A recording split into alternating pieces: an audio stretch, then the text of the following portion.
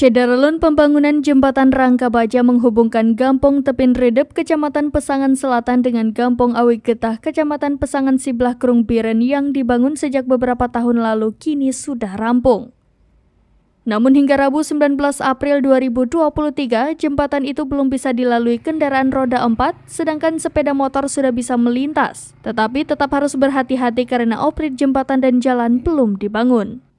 Amiril Mukminin, salah seorang warga Tepin Redep Pesangan Selatan, kepada serampinius.com pada Rabu 19 April 2023 mengharapkan Pemkab Biren segera membangun jalan masuk. Kondisi jalan masuk jembatan dari arah Awi Getah terjal, sempit dan licin jika dilalui saat hujan sehingga membahayakan warga yang melewatinya.